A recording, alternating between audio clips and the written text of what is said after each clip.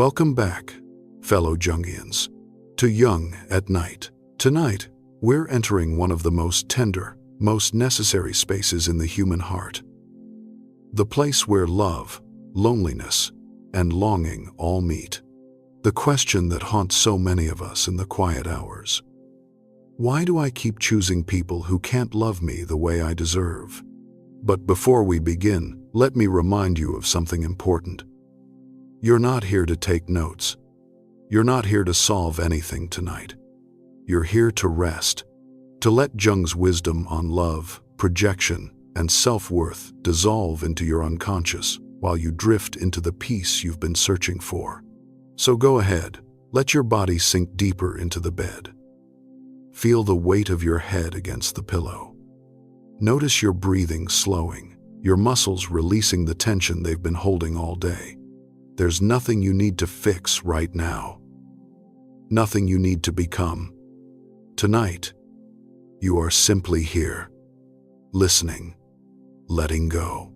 As we move through the psychology of need, the patterns of projection, and the journey back to loving yourself, just let it wash over you, like a gentle tide, carrying away what no longer serves you. You don't have to remember any of this. Your soul already knows the way home.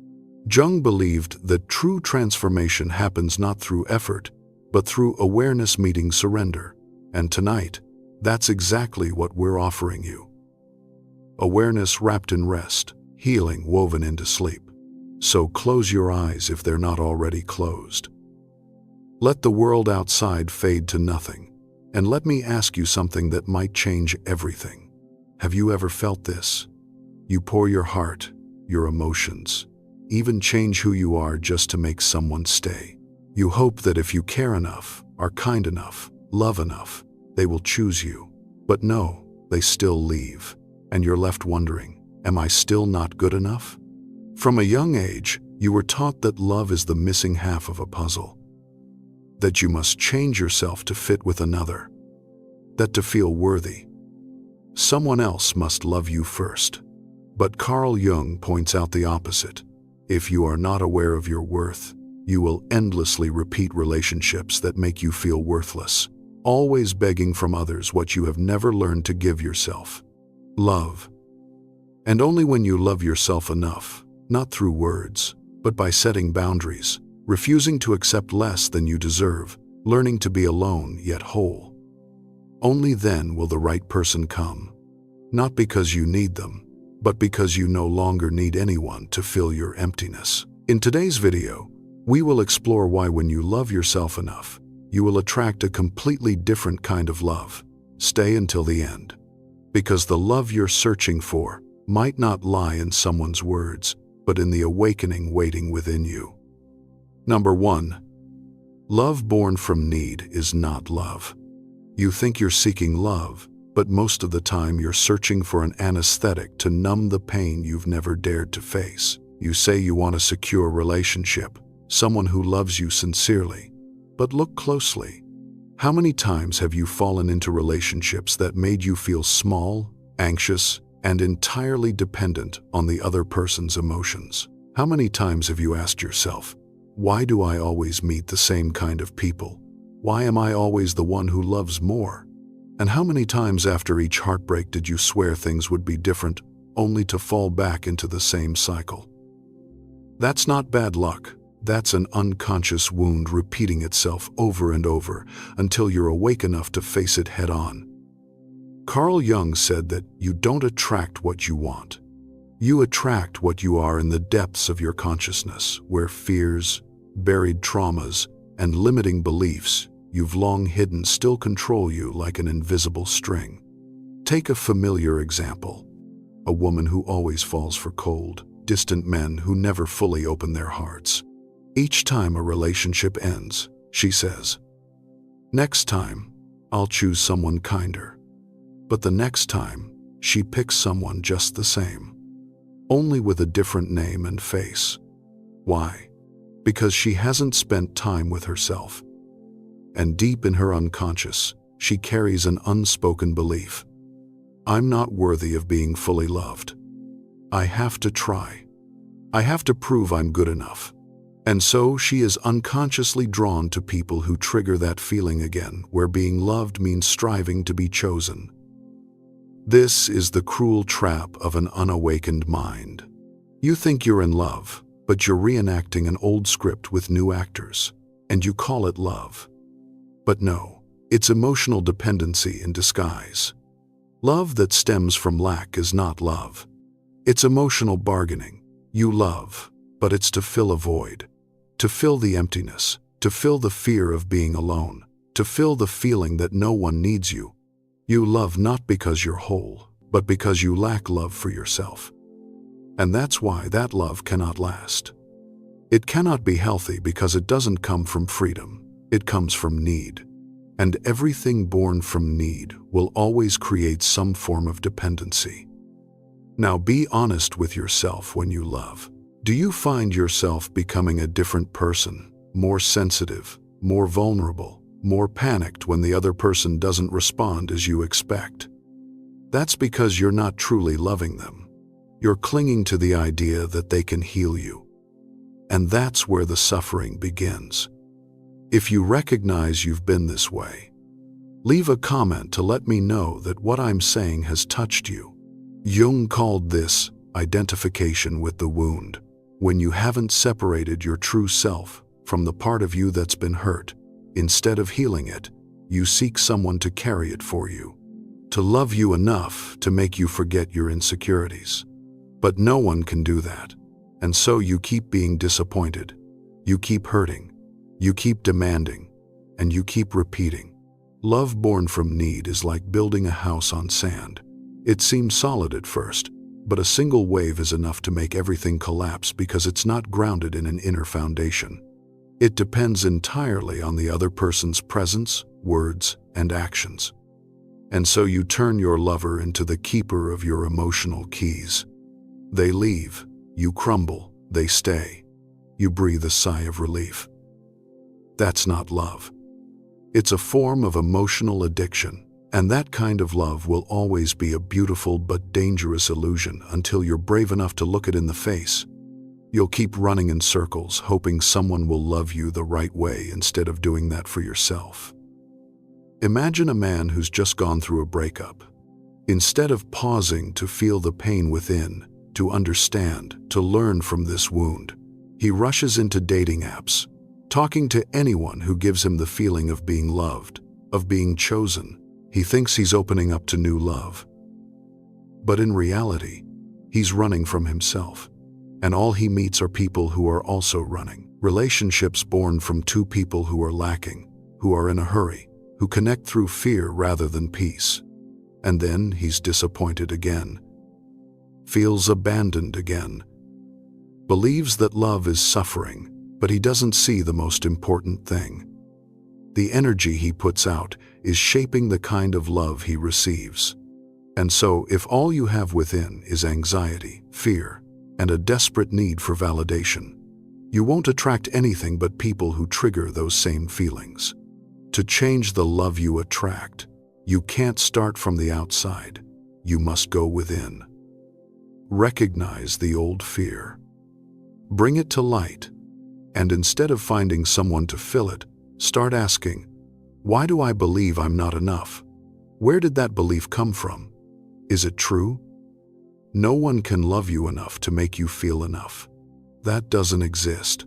The only thing that can change everything is when you stop needing love as an emotional crutch and start walking on your own 2 feet. It sounds harsh, but it's a truth few dare to face. True love is not an addiction. People often mistake emotional hunger for love. When you're starving, you'll accept any food. But that doesn't mean the food is delicious or nourishing. Love born from need is how we betray ourselves, how we hand the right to be loved to someone else. And there's something even harder to realize. We don't just love in the wrong way. We also see the wrong people. Because most of what you think is love is merely a reflection of yourself through the shadow of the other. Number 2, the mechanism of projection in relationships. Jung once said, the best political, social, and spiritual work we can do is to withdraw the projection of our shadow onto others. According to him, love is not merely an emotion. It is a mirror that precisely reflects your inner state and psychological structure.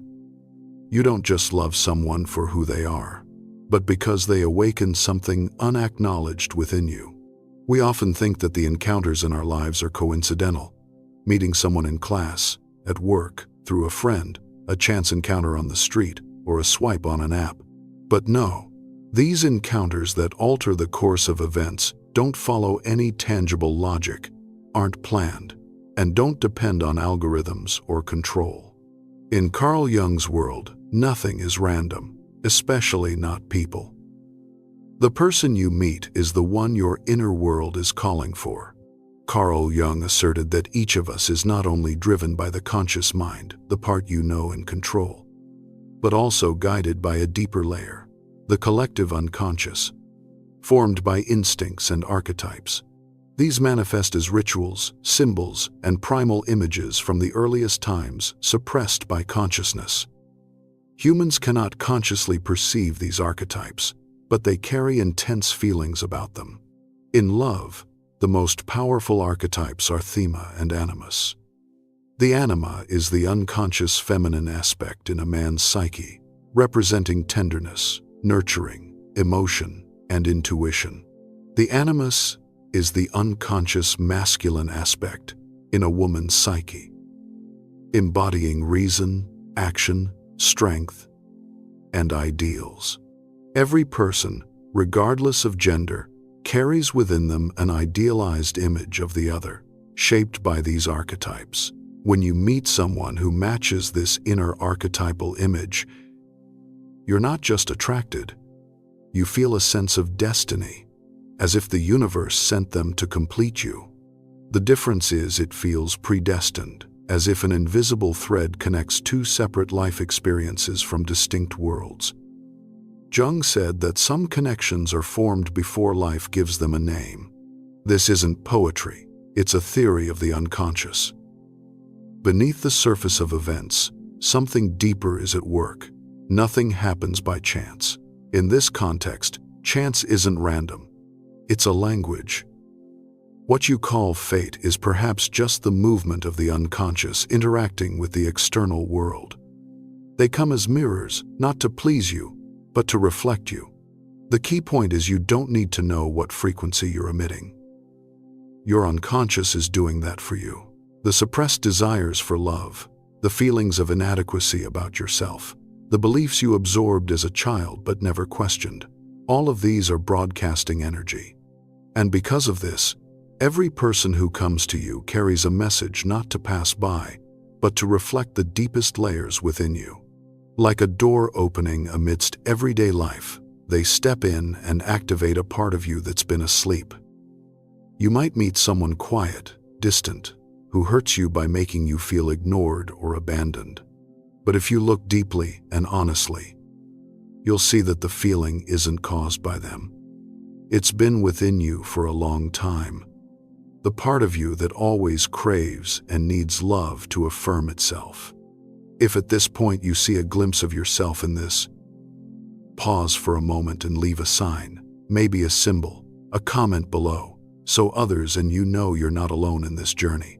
That's how the shadow within us finds its way to the light. Not through theories or books, but through real people, real emotions, real pain. And that's why, despite the hurt, these encounters are necessary. The truth is, you don't happen to meet anyone. You meet the right person for the lesson you need. The one who hurts you comes to reflect your pain. The one who makes you tremble comes to reflect your false beliefs. The one who makes you feel like yourself comes to remind you you deserve to be yourself. And that's the trap, because we don't love them for who they are. We love a projected image from within. We love who we think they are, not the real person. When love stems from projection, it's illusory. And when the fog of illusion clears, we feel disappointed, angry, hurt. But instead of turning inward to reflect, we seek someone new to project onto. And the cycle continues. But projection is only the surface. What keeps us trapped in unhealthy relationships at a deeper level is the unconscious energy we emit, the energy of lack. Number 3, the energy of lack. You may not say it out loud. You may hide your emotions, but energy doesn't lie. Others sense your need for love, sense that you're someone who doesn't know how to love themselves, not through words, but through the way you look at them too long. Wait for their response too eagerly. Stay silent with too much anxiety, or try too hard just to be acknowledged. Carl Jung once said that you don't control what you're not aware of. It controls you, and it's this energy of lack, this intense but invisible craving that makes love grow cold no matter how hard you try. Be honest. How many times have you felt overwhelmed when someone didn't reply to your message for a few hours? How many times have you checked their stories, status updates, or photos just to guess what they're thinking, where they are, who they're with? How many times have you pretended to be fine while inside? You're a tidal wave waiting for them to do something to make you feel secure. That's the energy of need, and it's not only exhausting for you, it's what makes others gradually pull away from you. In psychology, this is called attachment anxiety, a form of anxious attachment. But in Jung's language, it's a form of unintegrated shadow. When you need love to feel worthy, you're handing your soul to someone else without realizing it. You're not truly loving. You're begging for validation. People don't pull away because you're not beautiful, not interesting, or not good enough. They pull away because they sense the weight of the expectations you place on them to make you feel secure, whole, and worthy. No one can sustain that role for long, and so they retreat and you feel abandoned again. You believe I'm not enough again, and the cycle restarts. Jung said that where there is desire, there is bondage. Desire here isn't lust, but the absolute need for someone to fill the void within you. The energy of need is vastly different from the desire to connect. Desire comes from wholeness. I want you in my life, but I'm still me without you. Need comes from lack. If you're not here, I don't know who I am. This is the critical difference between healthy love and obsessive love. The challenge is, you can't easily see this energy in yourself because it lies deep in the unconscious like an undercurrent. You believe you're in love, but really you're afraid. And that fear makes you act in ways that repel others, even unintentionally, asking too many questions, getting irrationally upset, constantly needing reassurance. These are all manifestations of the energy of need, which invisibly pushes love away even when you want to pull it closer. Carl Jung understood this better than anyone. He described the unconscious as an iceberg. The tip is consciousness, but below lies a vast subconscious, a realm holding past experiences, traumas, insecurities, and most importantly, our projections onto the world. Think about how fear creeps into your life, often unnoticed. It disguises itself as doubt when you question whether you're good enough to love someone else. It hides in procrastination when you delay what you truly desire out of fear of failure. It manifests in relationships where you give too much just to avoid loneliness or the fear that no one needs you. Look around.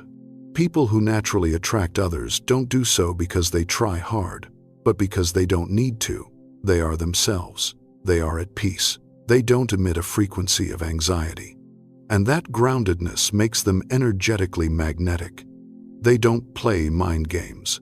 They don't strain. They're at ease with their presence. The truth is, love doesn't fear your imperfections, but it flees when you radiate the energy of begging. And that begging doesn't need to be spoken. It shows in the way you wait too long, forgive too quickly, sacrifice too much, and don't dare ask for anything out of fear they'll leave you. So, if you're in a relationship and feel the other person growing distant, before you blame them, look at the energy you're carrying. Are you loving as a free person or as someone needing salvation? Are you interacting from peace or panic? Are you opening your heart or clinging? The harsh truth is others sense it all, not with their minds but with their instincts, and human instinct avoids invisible pressure. Even if someone loves you, if they feel trapped by your energy, they'll pull back because they too need space to be themselves. To keep love, you don't need to try harder, you need less. When you no longer love because you lack, but because you want to connect, you start emitting a different energy. The energy of someone who is themselves, who doesn't need saving, doesn't need validation, and is simply present. But to be fully present like that requires more than changing behavior. It demands a deeper process, the journey back to your true self. This is what Jung called individuation. Number 4. Individuation, the key to true love. Carl Jung called individuation the process of becoming wholly oneself. The most important journey a person can undertake in life. The journey to become your true self, not a copy of someone else, no longer manipulated by expectations, wounds, or idealized images from others. And it is this journey, not anything external, that is the key to attracting true love, a love that no longer stems from lack, but from freedom. Have you ever wondered, why do I keep choosing people who can't love me the way I deserve, then try to change them to fill a deep void? Jung explained this, not through ordinary reasoning, but through the language of a divided soul. When you haven't individuated, when you still haven't loved yourself and are disconnected from the authentic parts of yourself, you will always seek in others what you haven't dared to face within.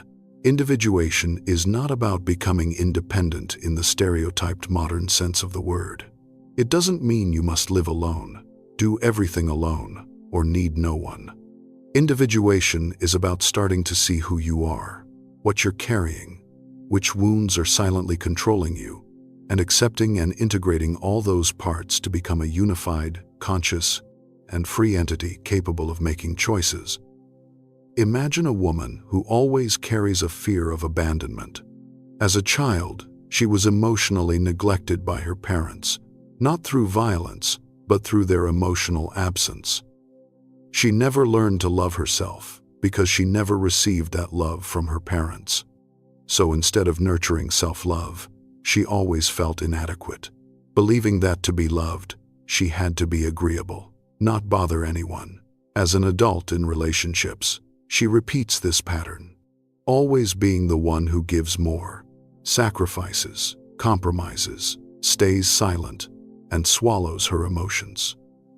She believes that if she's good enough, people won't leave her. But they all leave her, not because she's unlovable, but because everything she expresses is cloaked in the energy of someone who has never loved themselves. She loves out of fear, not freedom. She loves from a distorted self-image shaped to fit, not from her full and authentic essence. She's living through a temporary ego created to survive in an emotionally impoverished environment. And that ego, when it loves, can only create a counterfeit love, a transaction of dependency, not a deep connection. Jung once said that no one can see outward if they haven't looked inward. This means you cannot truly see or love another person if you don't know who you are, don't understand what you need, and haven't confronted the parts of yourself you've rejected. Individuation is the journey of accepting your entire being, both light and shadow, both weakness and strength, both wounds and potential.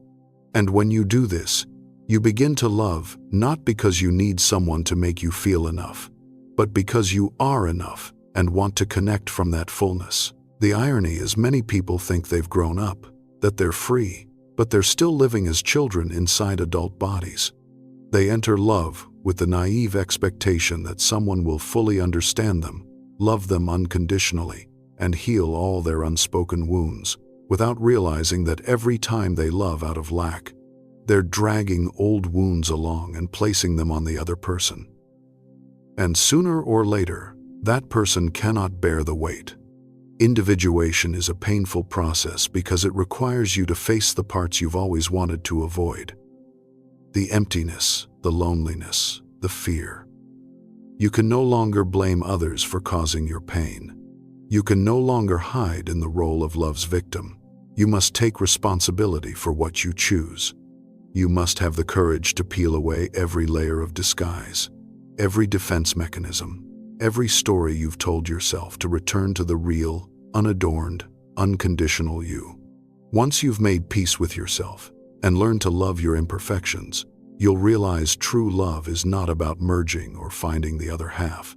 True love happens when two individuated people, two souls at peace with themselves, choose to walk together, not to fill a void, but to amplify each other's light. And when love comes from that place, it's no longer insecure. You no longer cling to the other person to hold on to a sense of worth. You don't control, don't demand, don't require them to prove their love every day to make you feel safe. Because the safety you need, you've already created within yourself. If you resonate with what I've shared, leave a comment, a symbol, or simply write, "I'm on this journey too," below. Your words might touch someone else quietly navigating their darkness. And who knows, you might not be alone. In a world where most people love from fear, from wounds, from unrealistic romantic expectations, individuation is a revolutionary act. It doesn't just change how you love, it changes the entire energy you emit. And that energy, not your appearance, words, or actions, will determine the kind of people you attract and the kind of love you can sustain. Individuation has no finish line. It's a lifelong process, a long series of encounters with yourself in silence, in solitude, in turmoil. With every step you take deeper into yourself, you step away from half-hearted relationships, connections steeped in emotional addiction, and the cycles of dependent love. The love you attract will bring you closer to yourself, to its true essence, a freedom, a prioritization of self, a relationship that doesn't consume you but helps you grow. Number 5. The journey of transformation from chaser to attractor. No one can love you but you. No one can make you feel whole if you don't believe you're worthy. No relationship, no matter how beautiful, can fill a void you've never dared to face. And that's why this journey of transformation doesn't begin with others. It begins within you. Carl Jung didn't offer sweet consolations. He didn't paint psychology as a rosy therapy. Jung was the one who pulled you back to the center of your pain and demanded you stay there. Face the darkness head-on and from it find true light. In the journey to heal from the energy of dependency, you'll have to do what few dare. Stay alone, awake without escaping, and learn to return to yourself step by step. Below is a simple yet powerful psychological exercise to help you nurture self-love. If you're brave enough to try it, comment below. I'm ready to change, so we can embark on this journey together. The first exercise begins with reflecting on your current or past relationships. Ask yourself, what is my current relationship? Reflecting. Am I in a relationship where I'm always the one texting first? Always the one making peace after every fight? Always the one sacrificing comfort to keep the peace? Dig deeper. Where in this relationship am I being neglected? Perhaps you hesitate to set boundaries out of fear they'll leave. Perhaps you feel lonely even in a relationship because you stopped sharing your true feelings long ago. These are signs that you're abandoning yourself in this love. And starting today, I want you to commit to yourself to pause all behaviors driven by the need to be loved or reassured. This means don't text to check in, even if you miss them, even if you worry they're upset, even if you want to confirm they still care. You don't need to check. You need to trust that if someone truly connects with you, they'll show up out of their desire without prompting or reminders. You don't need a reply to know your worth. You don't need your name lighting up a screen to know you deserve love. Your value doesn't lie in someone else's response. It lies in the commitment you make to yourself. The second exercise. Practice intentional solitude. Being alone isn't passive loneliness where you curl up with your phone waiting for someone to ease your emptiness. This is purposeful stillness, choosing to silence external noise to hear your inner voice more clearly. Try these steps. Journal your emotions daily. Every morning or before bed, write down everything you feel. Confusion, pain, anger, excitement. It doesn't need to be eloquent or polished, just honest. Writing untangles the unconscious, bringing the light of awareness to where emotional darkness reigns. Next, face loneliness without avoidance. Instead of filling the void with movies, social media, food, or random texts, sit still, truly sit. Feel the emptiness spread from your chest, your stomach, the invisible space around you. Don't rush to fill it. Ask it. Where did you come from? What do you want? In that silence, you'll start hearing sounds you've always tried to drown out. Your heart's voice, old memories, outdated beliefs, unhealed wounds. These aren't enemies. They're the map guiding you back to yourself. The third exercise, focus on nurturing your inner world. Ask yourself how much time you've spent trying to be loved by others. How much energy did you pour into becoming someone's ideal? It's time to reclaim that energy and give it to yourself. Not through superficial self-indulgence, but by truly building an inner foundation. Care for your body, recognizing it as your most sacred temple, the vessel holding every emotional wound. A balanced diet, enough sleep, and daily movement don't just make you healthier. They reduce the unconscious stress that makes you prone to dependency. When you feel clearer in your body, you make clearer emotional decisions. Embrace creativity. Write, draw, play music, design, cook. Anything that makes you feel you're creating, living, and connecting with the world through your abilities. Creative acts are among the most powerful ways to heal a fractured self, as they awaken an intrinsic value only you can bring forth. And something crucial I must emphasize: reconnect with yourself. Schedule time each day for things that make you feel truly alive. A walk in the evening sun, a chapter of a book that helps you understand yourself better, or brewing a cup of tea and sipping it slowly. These aren't trivial, they're the strongest affirmation. I choose to stay with myself. I no longer need to escape. When you do these things, you're not just withdrawing energy from others, you're transforming yourself from within. You're telling your subconscious, I'm ready to stop loving out of need. I'm ready to love from fullness. And from that place where you don't need anyone to make you feel enough, where you don't seek love to be saved, a new energy begins to radiate from you. Groundedness, calm, an allure not rooted in appearance but in your true essence.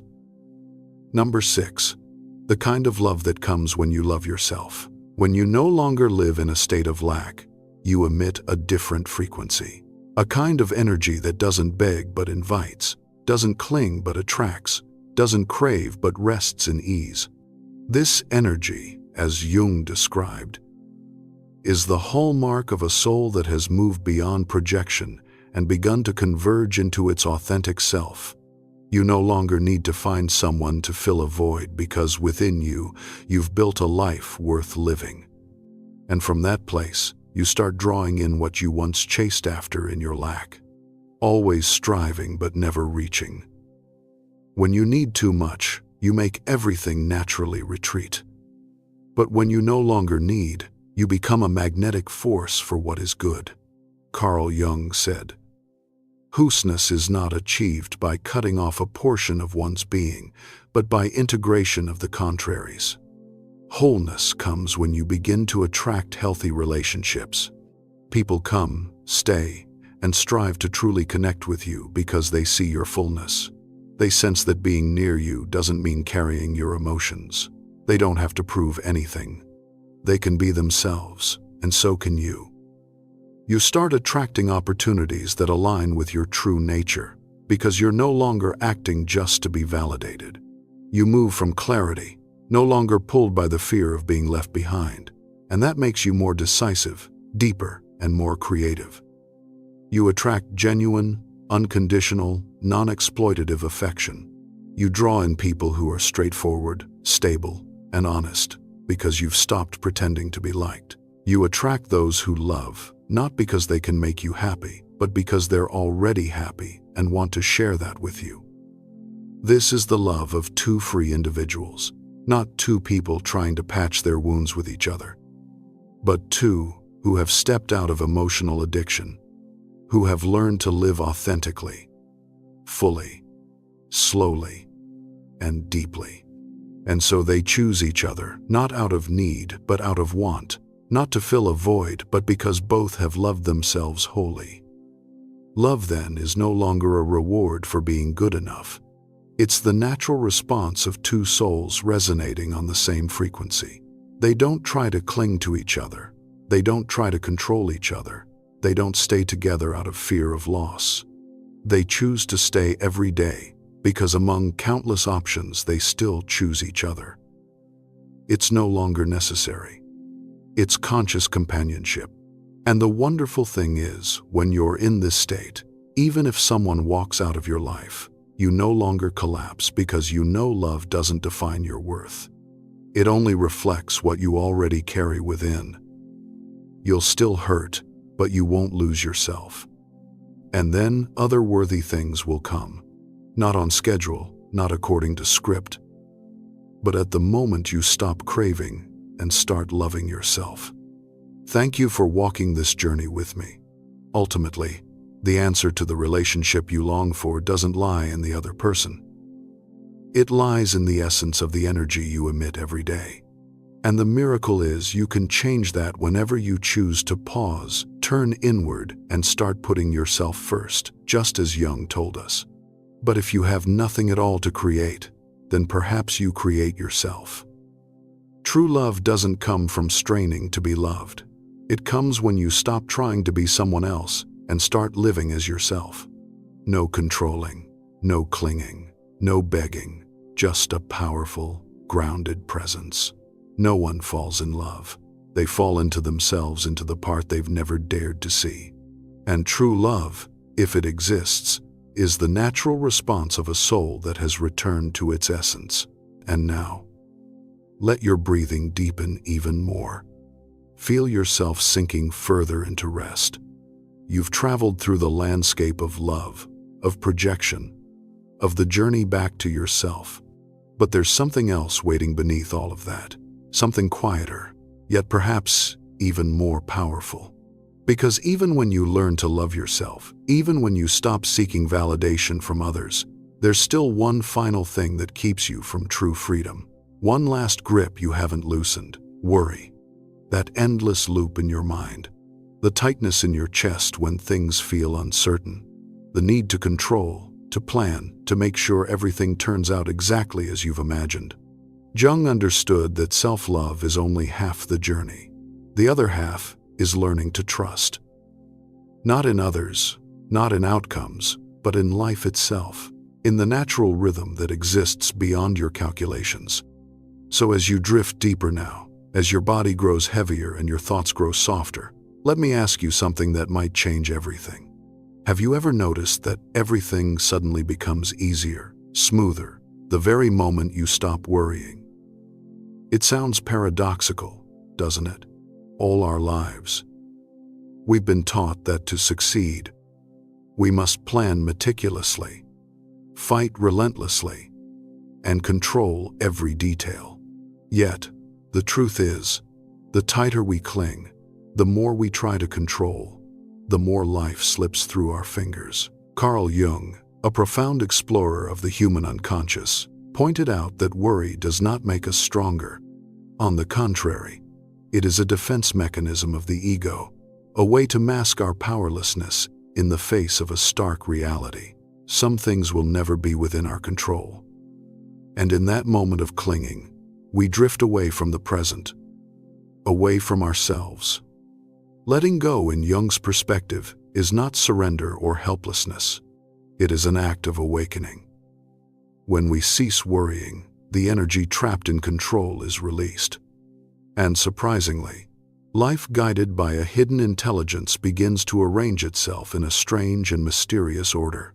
But the question remains, why does something as simple as letting go become the path to true freedom? And when we stop worrying, what truly happens within our soul? In today's video, we will dive deep into Carl Jung's philosophy to unravel a seemingly simple paradox: why everything falls into place only when you stop worrying. But let's be clear, this is no magic pill. Ceasing to worry means confronting the voids you've long avoided, the shadows you've feared. Yet it is precisely in that moment that you touch a freedom deeper than any assurance. The freedom to live as your true self, without pretense, without force. Number 1. The psychological mechanism of worry. The ego's trap. Worry is like a thick fog cloaking the mind. It blurs everything, turning the ordinary into threats, convincing you that if you stop planning, stop controlling, you'll plummet into an abyss. But Carl Jung argued that worry is not the necessary preparation we often believe it to be. Instead, it is a cunning deception of the ego, making us think we're in control of life, while in reality, we're imprisoned in an invisible jail of our own making. The ego operates like a frantic jailer, standing guard at the door of the unconscious. It despises uncertainty and trembles at the thought of things beyond its ability to predict. To maintain the illusion of control, the ego produces worry as a shield. It's like an incessant alarm, blaring, reminding you, if you don't prepare, if you don't calculate, if you don't control, you'll be destroyed. Ironically, this very alarm drowns out everything else. You no longer hear your body, your intuition, or most certainly the voice of the self, the deeper essence within you. Jung once said, "Neurosis is always a substitute for legitimate suffering."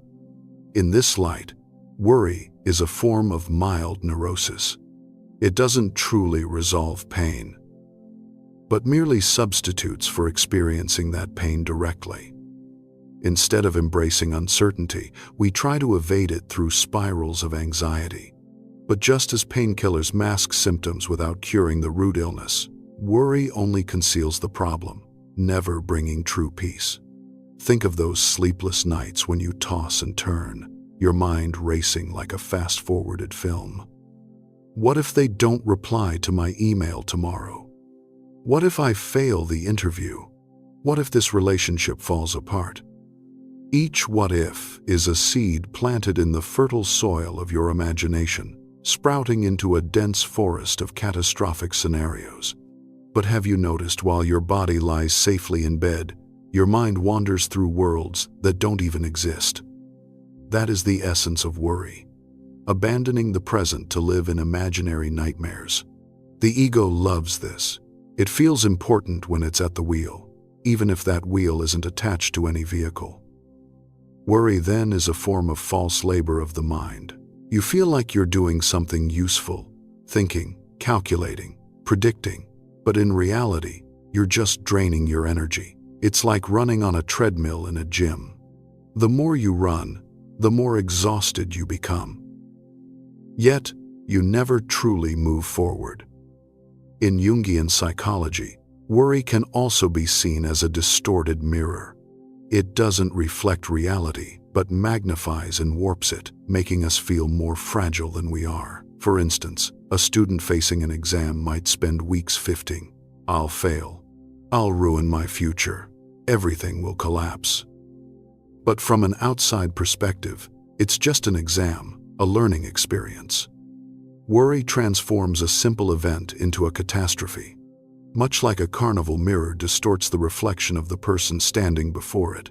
The danger lies in how worry becomes a habit. When the brain grows accustomed to reacting with anxiety, it automatically seeks out triggers to worry about. Even when everything is fine, the ego whispers, maybe disaster is coming and I just haven't seen it yet. It's like someone constantly bracing for a storm, so much so that even on a clear day, they hear imaginary thunder. Thus, the mind becomes locked in a state of perpetual false alarms. Jung saw a deeper truth here. Worry is not just a psychological reaction, but a manifestation of our fear of the inner darkness. Instead of sitting still to face the void, the uncertainty that is life's essence, the ego creates worry to avoid it. It's like a child afraid of the dark who, instead of sitting quietly in the room, runs in circles, turning on every light. But that light is never enough to dispel the fear, because the fear lies within, not in the room itself. For example, many people worry incessantly in love. They cling to their partner believing that losing them would lead to collapse. But in truth, they're not afraid of losing the other person. They're afraid of losing the part of themselves they've unconsciously projected onto their partner. Security, validation, meaning. This is the ego's game. It forces you to worry about hiding a painful truth.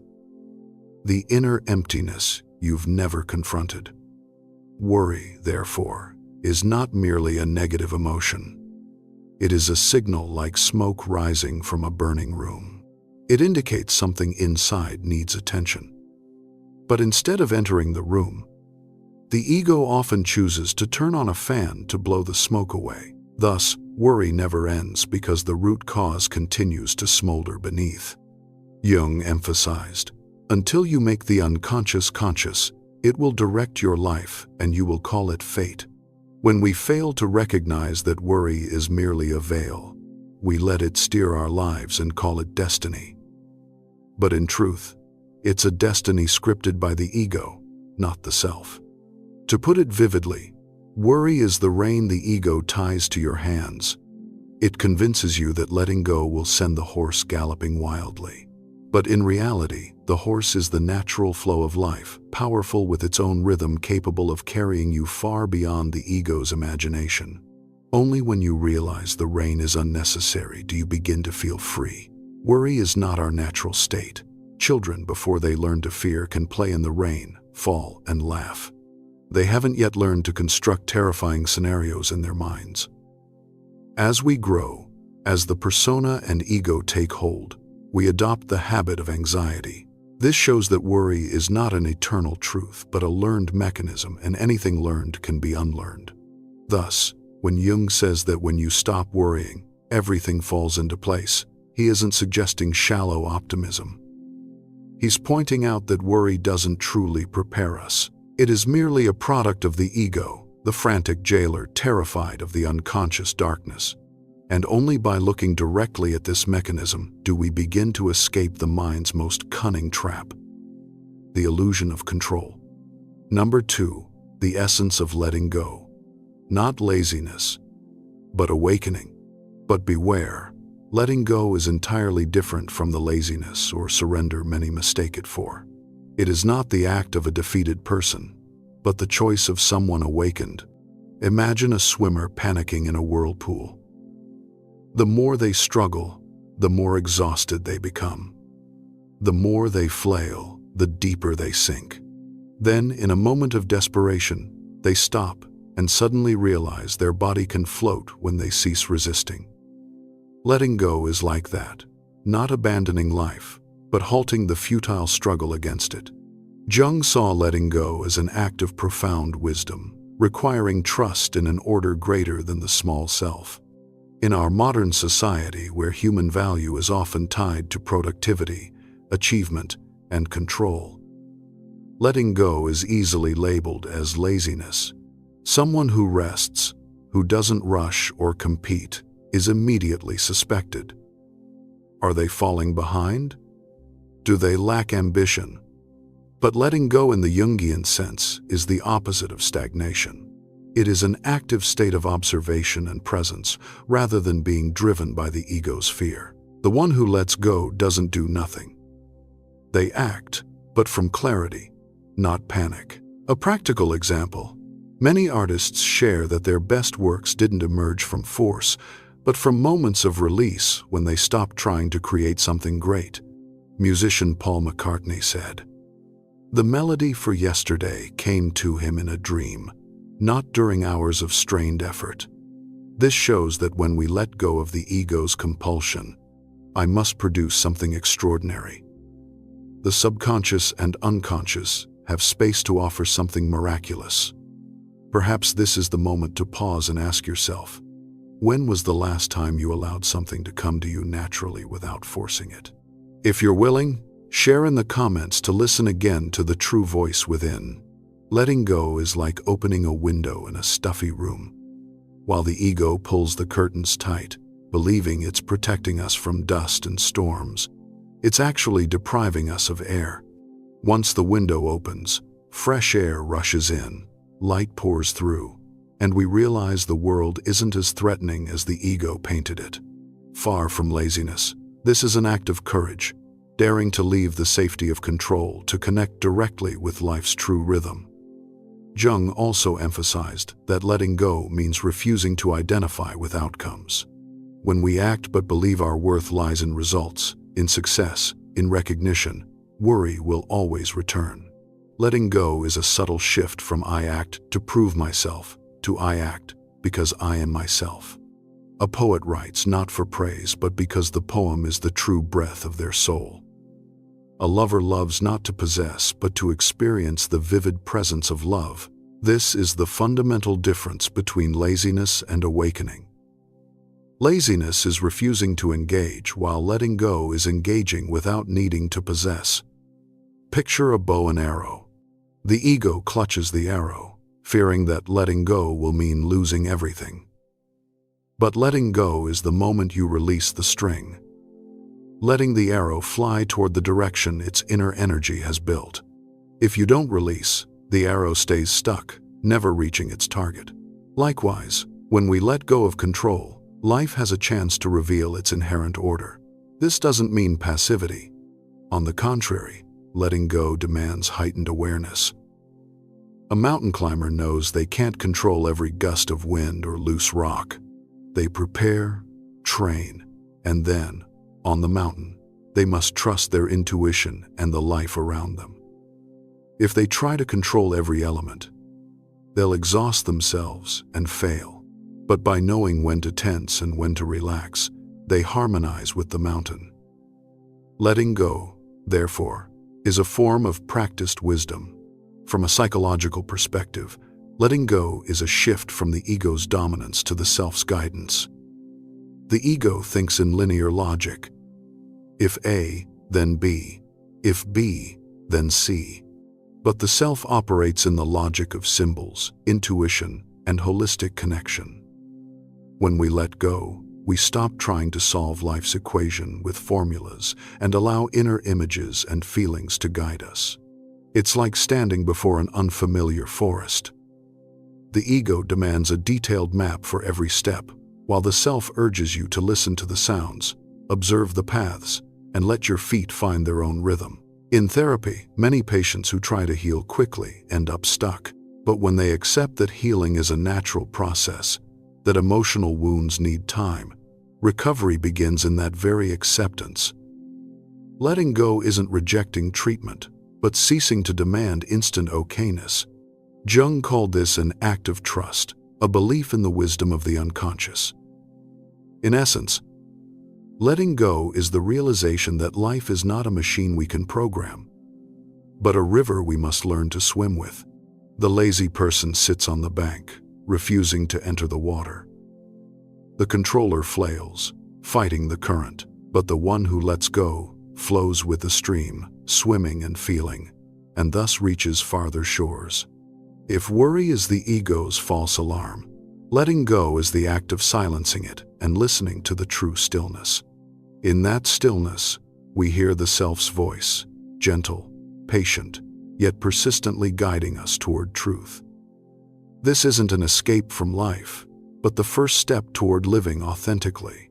So when Jung says letting go is the key to everything falling into place, he invites us into a state of full presence, doing our best without identifying with outcomes, loving wholeheartedly without needing to possess, living fully without demanding life bend to our will.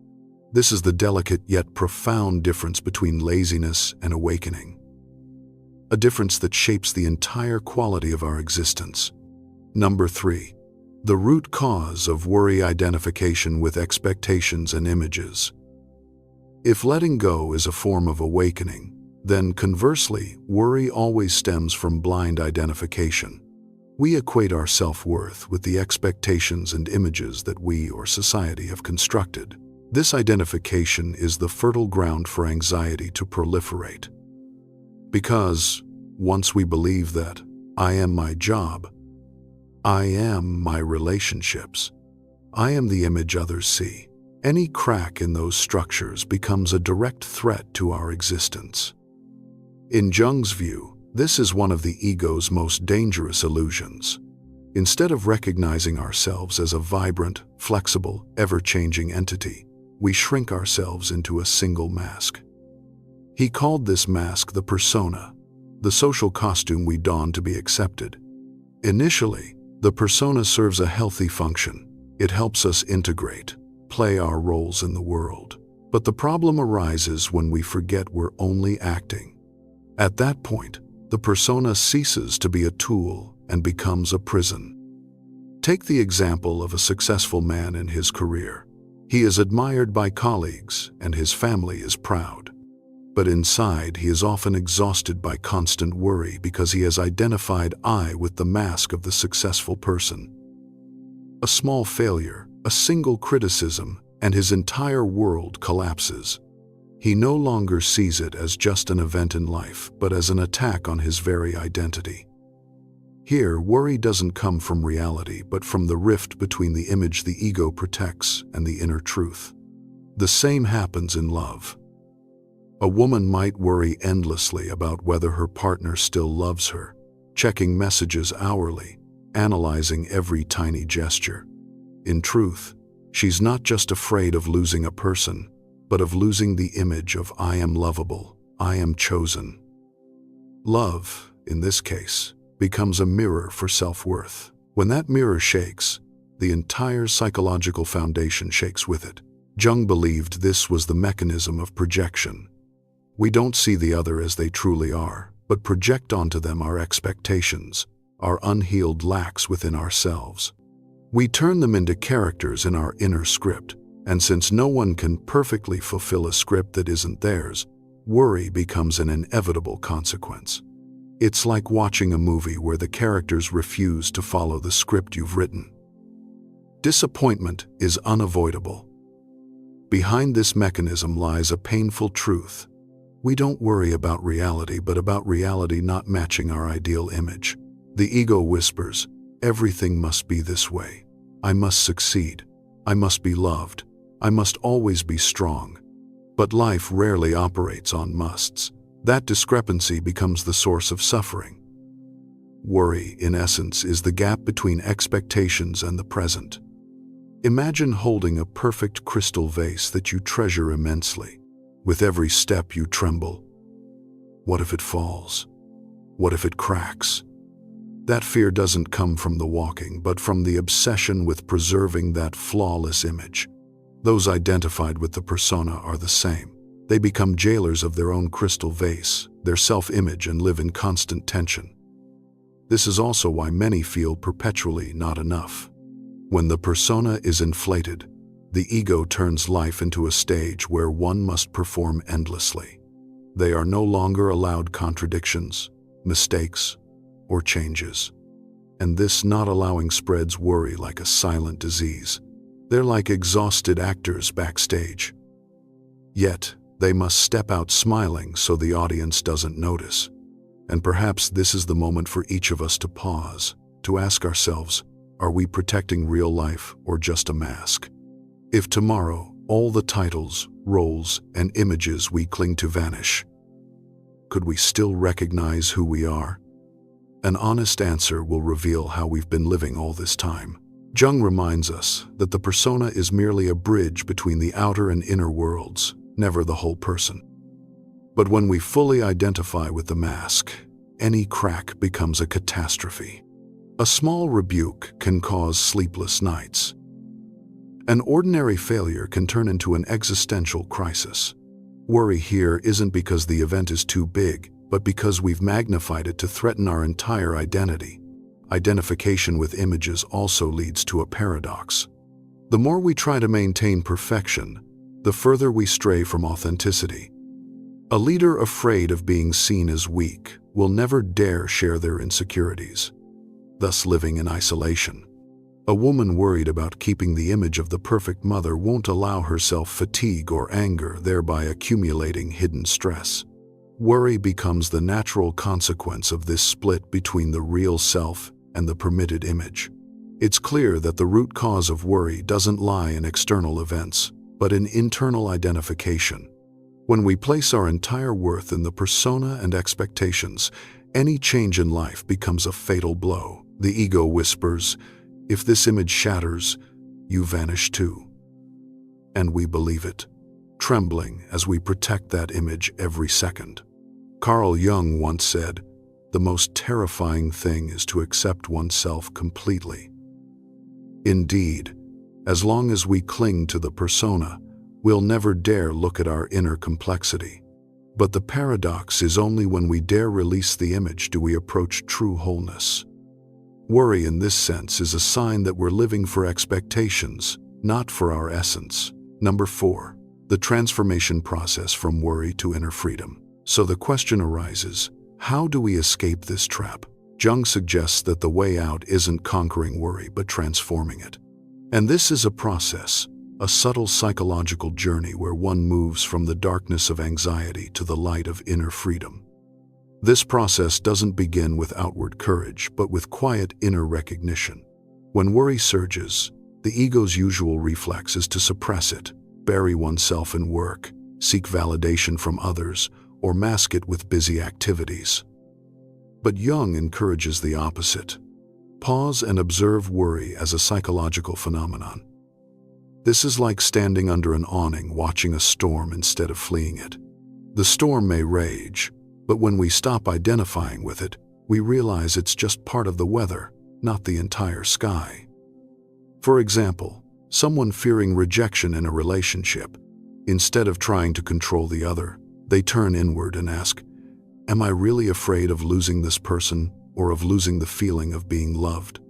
That simple question can reveal a deeper layer.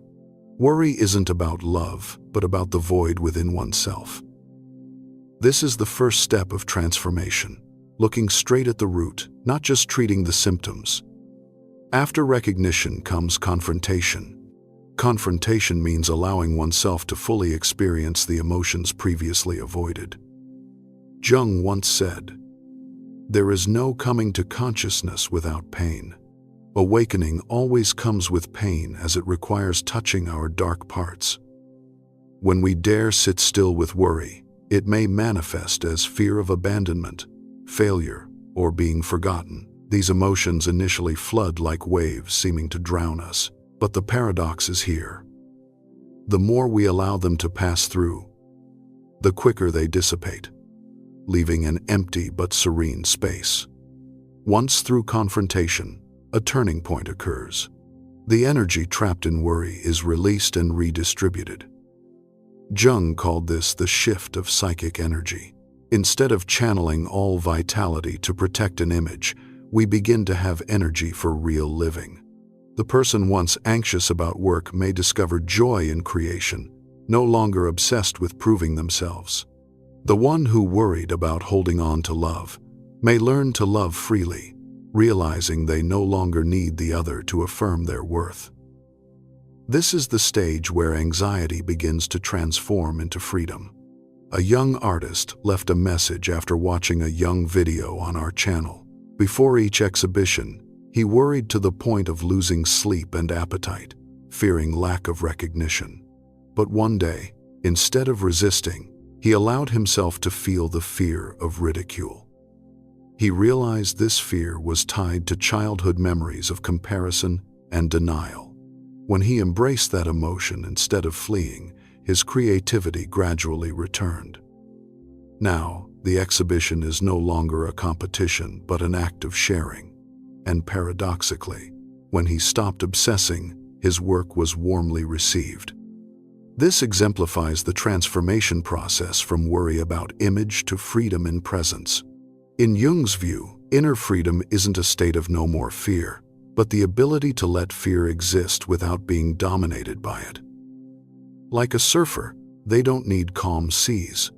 they just need balance on the waves. When we learn to stand firm amid worry, we discover a deeper, quiet strength. Jung called this contact with the self, the true center of the soul beyond the ego. Imagine a dense forest. By day, light floods it and we navigate easily.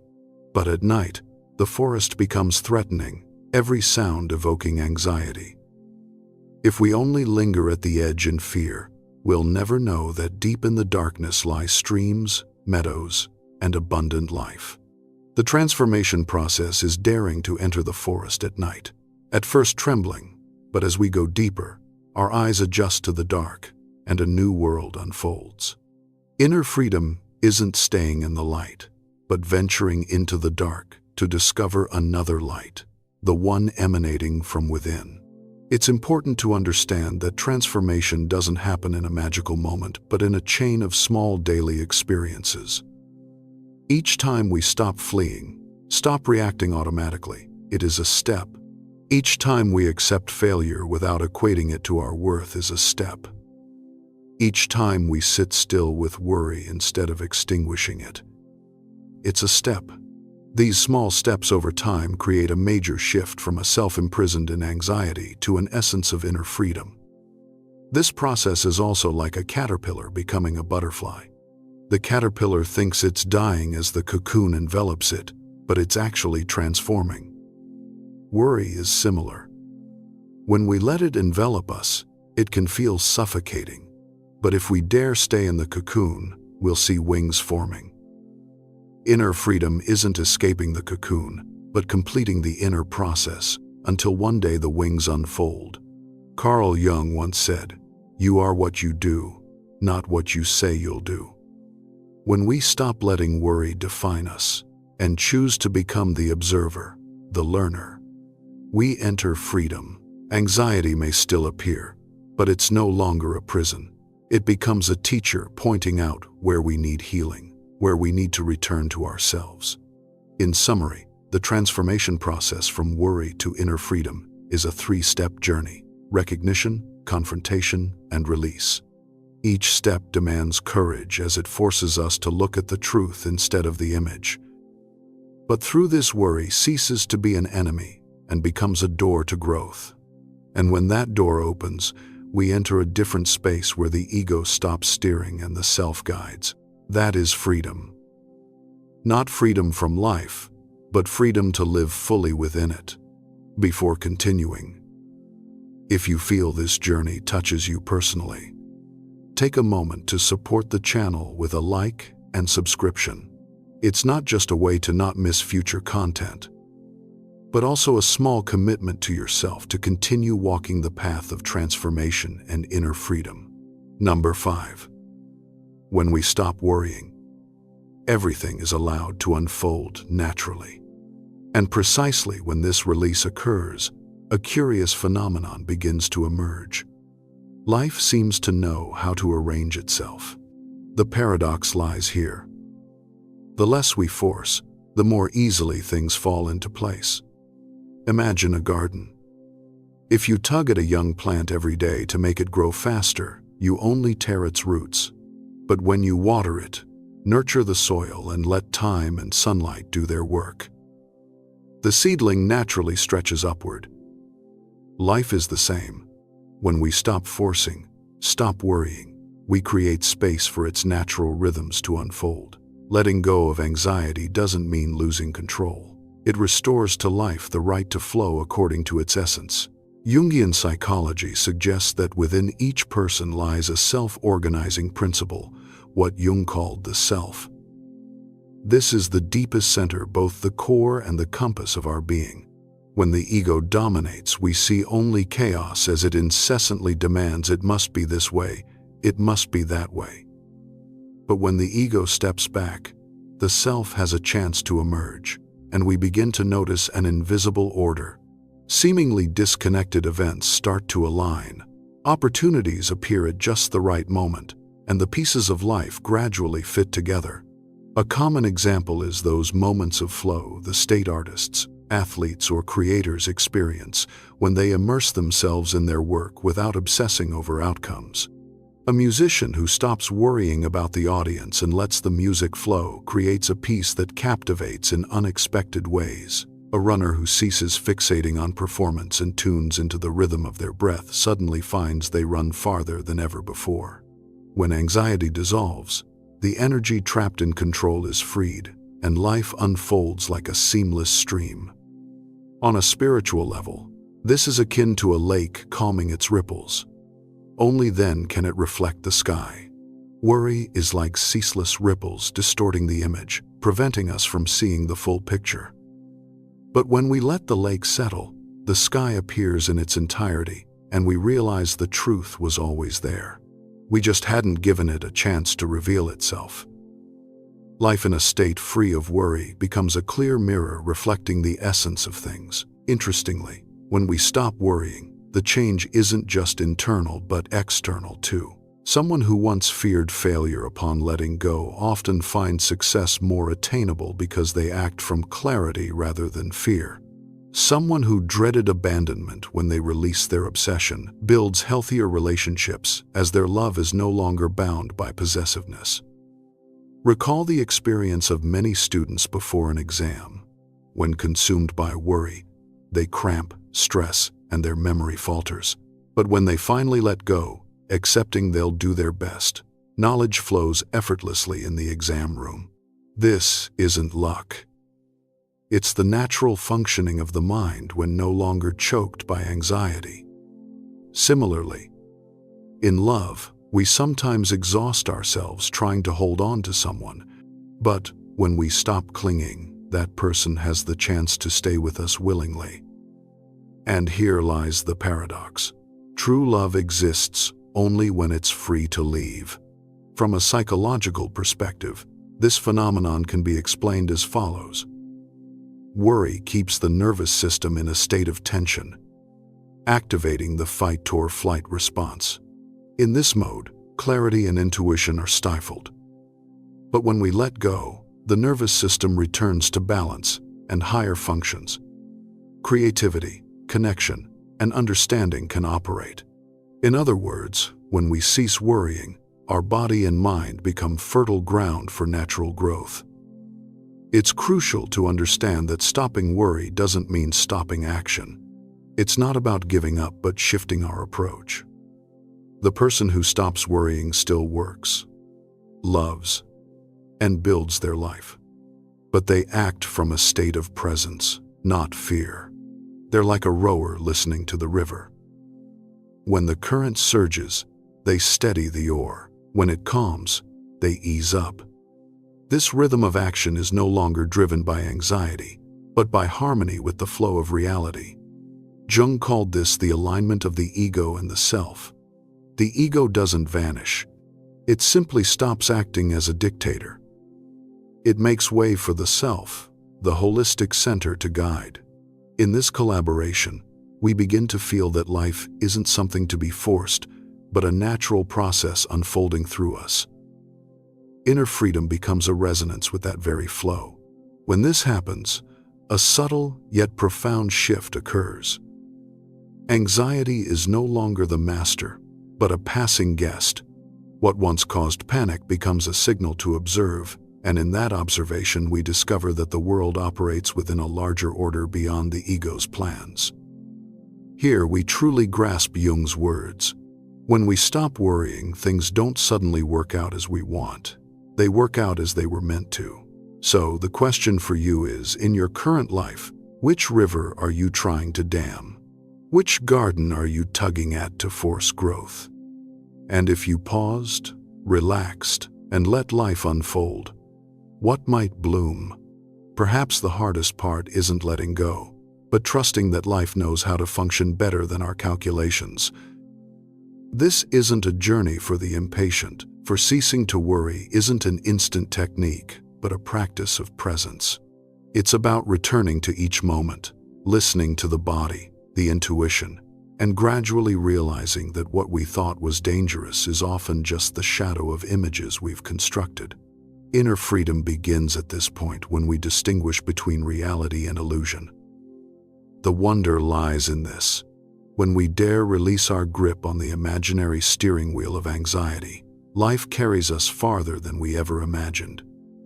Then we no longer race against life, but live with it, in the rhythm of a river, the breath of a forest, the light reflected on a still lake. The final question isn't, how do I stop worrying, but am I brave enough to trust the rhythm of life itself? If the answer is yes, then the moment you let go, a new space opens. A place where life is no longer a burden to control, but a journey to experience, to trust, and to fully inhabit. Let your body sink even deeper now. Feel the weight of everything you've been carrying begin to dissolve. You've journeyed through love, through worry, through the art of letting go. And now, as you drift closer to sleep, there's one final truth waiting to reveal itself. Because when you stop forcing love, when you release the grip of worry, something extraordinary happens. Not someday, not eventually. Right now, Jung understood that these aren't separate journeys. They're all part of the same awakening. The moment you stop betraying yourself in relationships, the moment you release the need to control every outcome, is the exact moment your comeback begins. Not the comeback you're waiting for, the one that's already happening. Quietly, invisibly, in the deepest layers of who you're becoming. So as your breathing slows, as your thoughts grow softer and more distant, let me ask you one last question. One that might explain why you're here. In this moment, listening to these words, have you ever wondered why at certain moments in life you stumble upon a video, a sentence, a sensation, and suddenly you know for sure that you are about to change? Not the kind of "I will try harder," but a quiet yet fierce feeling that life is preparing to move you into another chapter. No one tells you that. There is no clear sign, but you know, as if an invisible force is shifting everything around you. The interesting thing is, most people overlook that moment. They think it is just a fleeting emotion. But in Carl Jung's philosophy, those moments are the intersection between the unconscious and your real life, the place where the comeback journey always begins in silence. In today's video, we will dive straight into the real reason why you are seeing this message at this exact moment. Because according to Carl Jung, the unconscious never sends signals randomly. When someone lands on a video like this, it is often a marker of a quiet shift, signaling that you are stepping into the biggest comeback of your life. Not the kind of comeback you hope will arrive, but the kind that has already begun in the deeper layers you have not seen yet. Are you ready to come back in the exact moment you are watching this video? Number 1. The awakening of the unconscious. You are seeing this video not by accident. Have you ever experienced a vague but powerful feeling that your life is about to change? A kind of intuition without clear evidence, yet heavy with the sense that some door is quietly opening.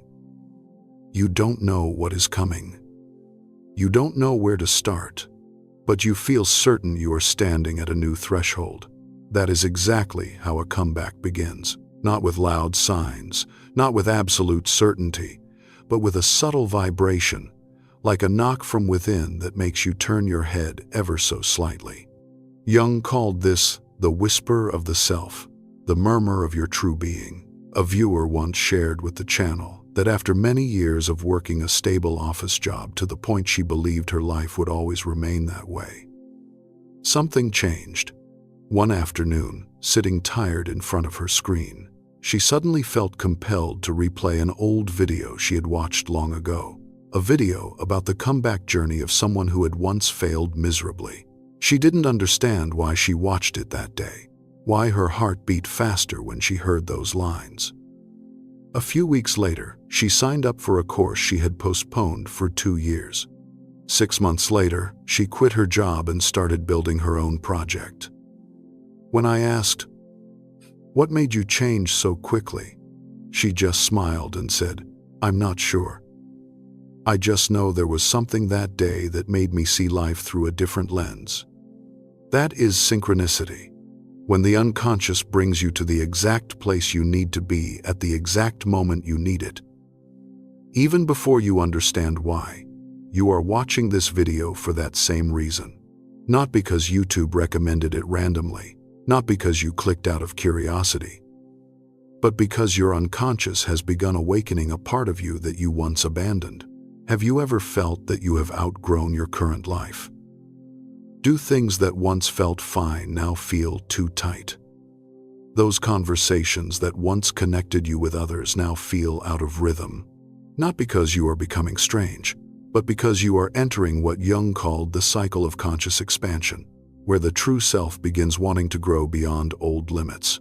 Come back in the deepest sense of Jungian psychology is not achieving something big, but the process of returning to yourself after being lost for too long. A person stepping into their comeback doesn't need anyone to validate it. They simply feel deeply that something is changing. Just as spring arrives, a tree doesn't need to ask anyone whether it should sprout.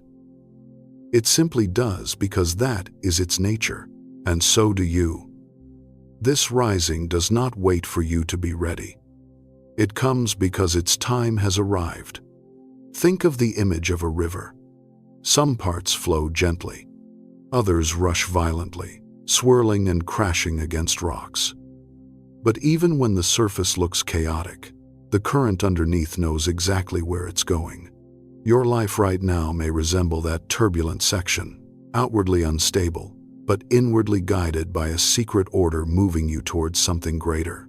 Synchronicity is the river's way of saying, pay attention, something important is happening.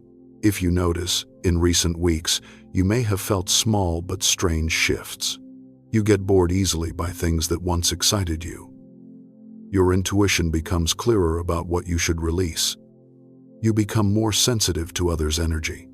And even though you feel tired, you also sense a new source of energy forming quietly. This is not random.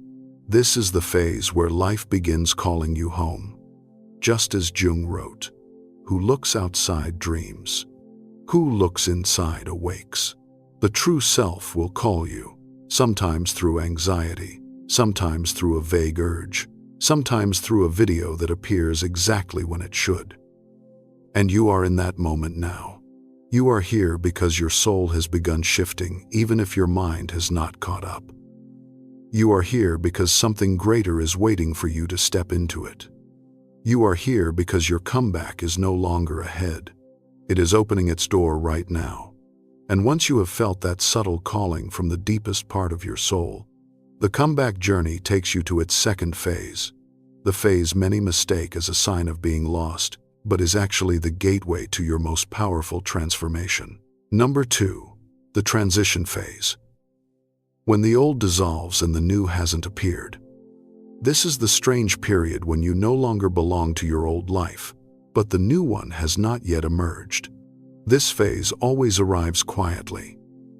You look around and realize you no longer resonate with things that once felt familiar, a stable job that now suffocates you, familiar conversations that feel heavy, passions that once warmed you, now cold as ash. You no longer feel inspired, but you also don't want to go back to anything from before. You stand between two shores, one collapsed, the other not yet formed. This in-between moment terrifies people the most because it has no map to follow, no guaranteed promise, no light at the end of the tunnel. But Jung called this the dark night of the soul, not because of its gloom, but because it is precisely here that old structures begin dissolving so the new can be born. Jung once said, "There is no coming to consciousness without pain." And this transition is exactly that soul pain, a shapeless ache that signals you are preparing to enter a deeper awakening. I once knew a woman who suddenly felt heavy and exhausted every morning, as if dragging her body across the day. Her job wasn't bad, her income fine, but something inside her had fallen out of rhythm. She tried forcing herself to be grateful, to persist, to maintain what was stable. But the more she forced, the emptier she felt. One day, during a long, draining meeting, she realized she couldn't hear anything anymore. Not because she lost focus, but because her heart no longer belonged there. A few months later, she quit, shocking everyone around her. "I don't know what's coming," she said. "I only know I cannot stay in the old anymore." Decisions like that rarely come from logic. They arise from a deep shift. The unconscious has prepared long before. The transition moment always comes with a sense of losing direction. You are no longer sure of anything, and that uncertainty makes you feel as if standing on soft ground. But strangely, that very ambiguity is the sign you are moving in the right direction. Because if you already knew exactly where you were going, that wouldn't be transformation. It would just be repetition. This phase is like walking through fog. You can't see the path, but each step you take reveals a part of the road that did not exist before. This image reminds me of the story of an old Zen master in Japan. A disciple came to complain that everything in his life had fallen into chaos.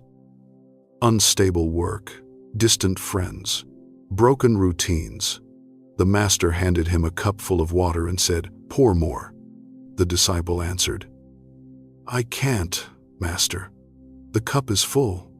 The master smiled. "So are you." He gently poured the water out and said, "Only when empty can you make space for the new to enter." That is the most delicate metaphor for the transition phase. Jung described the disorder as not a sign of failure, but life clearing out what no longer fits so the self can step in.